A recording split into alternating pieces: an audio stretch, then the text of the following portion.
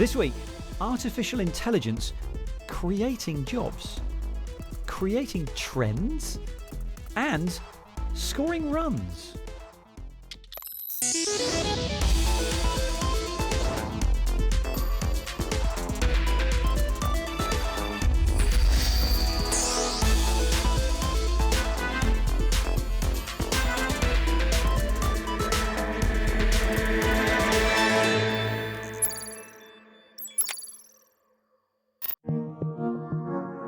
AI.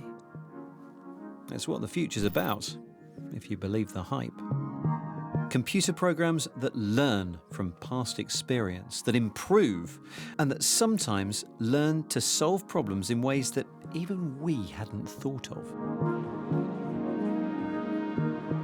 Well, here at Microsoft's Future Decoded event, AI is at the top of the agenda. And these days, there are some very real examples of how AI is starting to be able to do things that were once only the reserve of humans.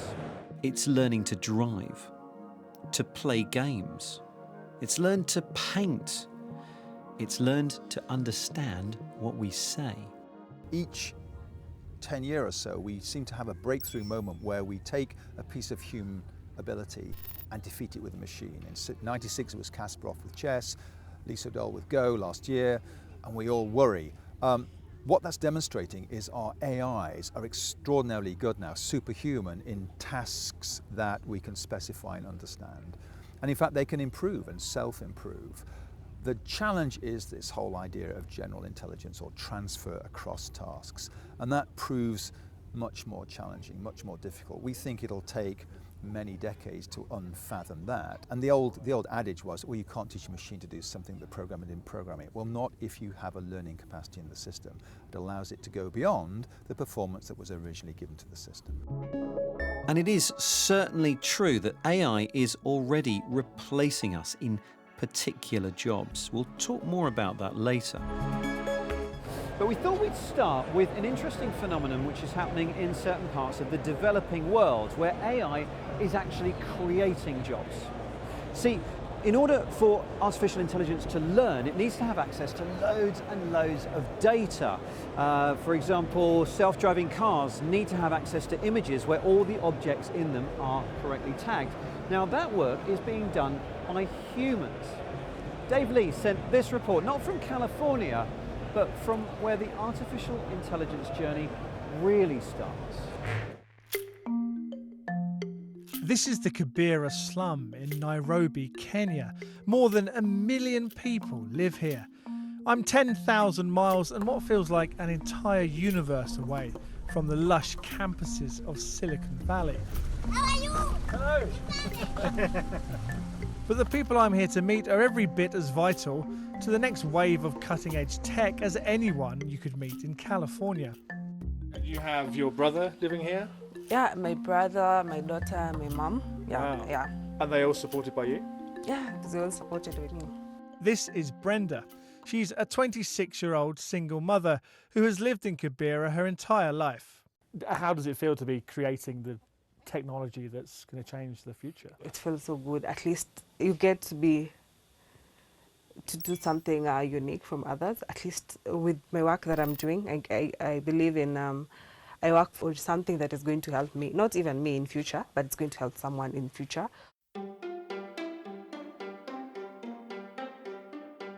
Every workday, Brenda travels for around 2 hours to a building on the other side of Nairobi. She is among a team of around 2,000 people who work in this building for Samasource, an organisation that recruits people from the very poorest parts of the world. In some cases, that means those who are earning less than $2 a day. Here, they earn around $9 a day, and their important job is to give artificial intelligence its intelligence. When artificial intelligence works, it sometimes feels like magic, but really what it is data. Lots and lots of data. If you want a self-driving car to know what a person is, you have to feed it loads of pictures of people. If you want it to know what a tree is, it takes millions and millions of pictures of trees. That's what's called training data. And it's here where that data is created. So depending on the instructions, you're going to basically tag or annotate items of interest. Okay. Right. Right. From the street to the vehicles, the buildings, even to the sky. Right. Okay. How's that? That's good. Is that good? Yeah. Not quite right? Not quite right. You know why? Why? The item needs to be squarely inside that box. Right. So if we zoom in, just zoom in. Use this. Turns out no pixel can be out of place or unaccounted for. The sky, the street signs, the pedestrians, the lanes, everything needs tagging. Once the work is done, a supervisor will check it's up to scratch. The quickest, sharpest annotators in the team will win prizes, such as shopping vouchers. Samasource's clients include Google, Salesforce, eBay, Yahoo and many others, working on everything from self-driving cars to online shopping. One recent project for Microsoft's Bing search engine helped it become better at identifying different types of clothing. The building, in many respects, feels like a typical Silicon Valley campus, complete with subsidised food. 52% of employees here are women in a country where having a child can typically rule you out from having a career. Like a lot of people say, if you have a man in the workplace, he'll support his family. If you have a woman in the workplace, she'll support her family and the extended family. So you actually have a lot more impact if you can impact women and allow them to work as well.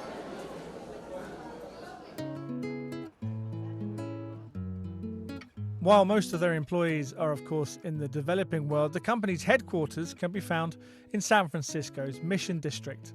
When I first started this business 10 years ago, very smart people in the tech world and in the world of big philanthropy said that this was a wonderful idea, but that it would never work.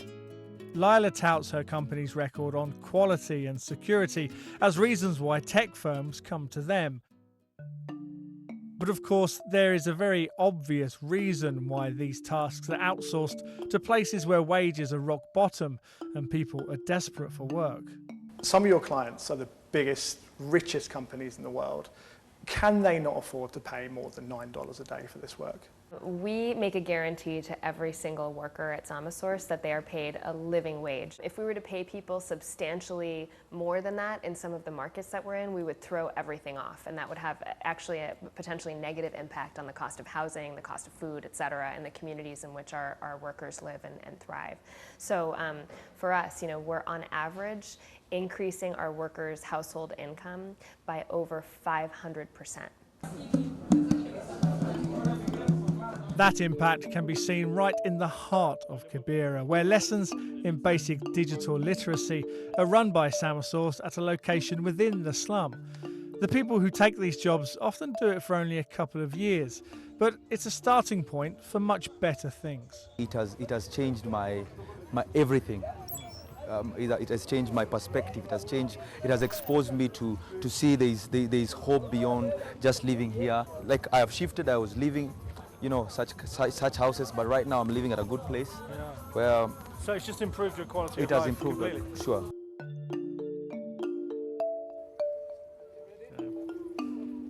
I think there's an obvious moral obligation that the companies that offer this work make sure the workers are valued and safe and protected. And I think we have a moral obligation as well as the people who enjoy the products they create, because AI isn't going to be seen in a place like this for quite some time. But at least what is happening is education, because from what I've seen, Kenya isn't just getting AI trainers, they're getting AI experts.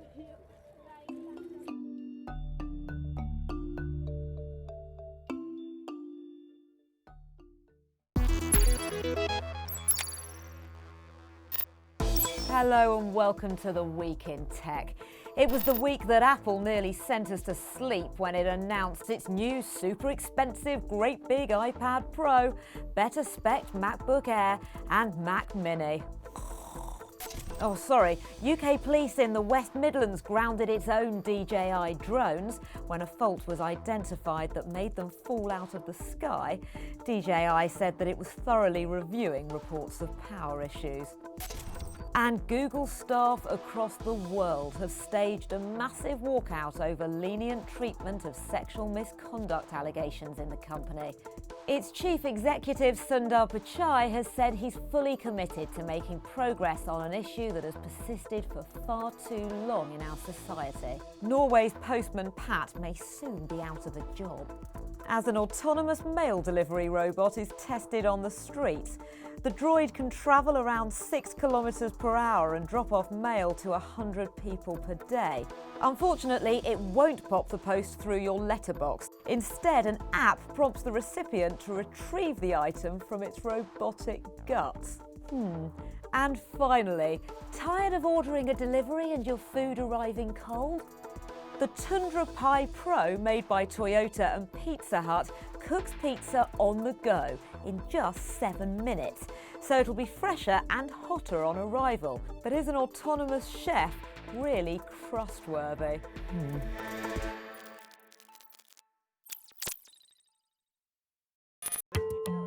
The power of AI is increasingly being harnessed to create tools to aid accessibility.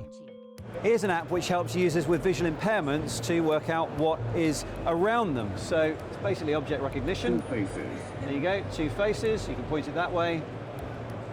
There you go. 3 faces. 3 faces. You can even program it to recognize individual people like me. Spencer Center 2 feet away. 2 faces. Yeah, that's. He's also describing me when it says 2 faces. Shh, don't tell anyone. It's still under development, but this app does do objects, handwriting, and normal text too. Probably a close-up of a cell phone. AI. Maybe it should stand for assistive intelligence then. That's what this guy thinks. Joseph Sirosh is Microsoft's Chief Technology Officer for AI, and I caught up with him a few weeks ago for a refreshingly honest take on the technology. Someone once said to me, intelligence is what we use when we don't know what to do. And I think that's the best description of intelligence I've ever heard. And my favorite definition of artificial intelligence is it's the opposite of natural stupidity. There's plenty of that in the world, isn't there? Yeah. But what is artificial intelligence and what is just data crunching, is just looking at lots of historical data and processing it really quickly and looking smart? These days, when computer scientists adopted learning from data, they are crunching text and translating it. They're crunching audio input and doing speech recognition. They're crunching images and recognizing things that are in it. So all of that now gives a perception of human-like capability. But it really still is, at the end of the day, data crunching, just different kinds of data. And what happened is, look, in the last 10, 20 years, as mobile phones came and cameras became incredibly cheap and everything, text became digital, like this is not the case, right? So all of this became data. So everything became data. The world became data. And so now, when you do crunching on that, well, then it starts to look very incredibly smart and intelligent. And so good. Really, you've got pretty high standards. I like that. What would a system have to be able to do for you to say that is actually artificially intelligent? To be able to do really complex reasoning with it, right? And like humans do, and be able to do so in the face of uncertainty. And do things like one-shot learning, instant learning. I have to see a thing only one time, and I know what it is, and I know how to react to it. And even the smallest of living things seem to know how to react to things they encounter. And that is the kind of thing that I want to see. Do we have anything like that yet? No. I mean, I don't think we have even achieved the abilities of an ant. I mean, we have the computational power to simulate the equivalent of their neural systems, but we haven't figured out how an ant navigates in the world and really survives in an uncertain environment and reacts to all kinds of stimuli. And creatures that live on a planet have evolved over billions of years. And not through teaching, not through schools of AI, they've evolved in a very variable world. And that's led to intelligence. Even the smallest creatures have intelligence. I think when I see something like that starting to emerge, maybe then I'll start believing in the specter of artificial intelligence. Until then, it's just software. Until then, it's just machine learning. What is your job title? It is called the CTO of AI. I know. Okay. Do you think that's one of the trends at the moment, is to recognise the limits of AI and just say, no, at the moment we're going to give that back to the humans? Completely. I mean, it's called assistive intelligence, right? AI is most powerful when it's augmenting humans. And what we are enabling with the power of all our devices, whether it be mobile phones, IoT, the cloud, algorithms, is enabling humans to be far more empowered in every action. And it's actually not that different from any technology. Your mobile phone empowers you in so many ways, right? And so AI is another software technology that adds to that, layers on top of it, and then extends the human reach, so to speak. What sort of things should today's children be studying in order to work in the world that they will grow into? Creative work. The sort of things that only humans can truly do. Innovation, right? I mean, really the history of humanity is about leveraging technology, standing on the shoulders of giants, and reaching for something new. That was Joseph Sarosh, and more AI now. Now, as sports go, cricket has been an early adopter of technology, with a whole armoury of high-tech video tools used for umpiring decisions. Well, now a former Indian captain has come up with a technology that could give fans an insight into what's happening with the cricketer's favourite weapon, the bat. We sent cricket crazy David Reed to Mumbai. It's too small for my big head. You know the way you remember you were good at something and then it turns out that you weren't? Well, this is me discovering that with batting. Luckily, Indian cricket legend Anil Kumble was on hand to show how it ought to be done. The most important factor for any batsman is the bat speed, and then how much twist at the time of impact, and the quality of the shot itself. You know, how close is it to this particular sweet spot here? Bat speed, twist, and how close you are to hitting the sweet spot are now measurable thanks to a new artificial intelligence technology, PowerBat. It's been developed by Kumble's company, Spectracom. At the heart of the system is a clever sticker on the back of the bat. Hidden under here is this, and this is a cluster of sensors. You have a Bluetooth aerial here. There's also includes a gyro sensor, which measures the twist of the bat, the angle of the bat through space, its velocity as well. There is also a sensor for vibration, so you can detect where the ball is hitting in approximation to that all-important sweet spot. The sticker sends those measurements for the speed, the twist, the quality of the shot, and they're then combined to calculate the power. It's essentially the energy you get into the shot. The system aims to take fans watching the game up close to what's happening on the pitch. The first use case is to enhance the fan engagement. You know, everybody talks about timing of the shot. Oh, this was powerfully hit. This was sweetly timed. What does that all mean in real-time numbers, in real-time data? The amateur version of PowerBat communicates directly to a mobile phone via Bluetooth. But because you can't carry a mobile in professional games, with the Pro setup, all data runs through a device hidden behind the stumps. Okay, so this is how the professional system works. The data comes from the tag here on the back of the bat. It then comes through to Stumpy, the stump box, which is buried underground. You can see that this antenna, this bit would be poking out of the top of the pitch. The data then is sent off down this cable to the cloud, where an algorithm does its work. The Pro PowerBat might end up being used by umpires, especially if the broadcasters now using it in the Indian Professional League call out bad on-field umpiring decisions. The mobile app is more about cricket fans and amateur players getting closer to emulating their heroes. The fan out there who wants to look up to his hero, what is the benchmark for him to achieve? Can you emulate him? Can you be as close to power that he can deliver? Can you do that? That's something that you can do. At the end of the day, by polite arrangement, Anil let me bowl him out. Yeah, it was fake, but I got him first ball and it felt great. Watch him suffer.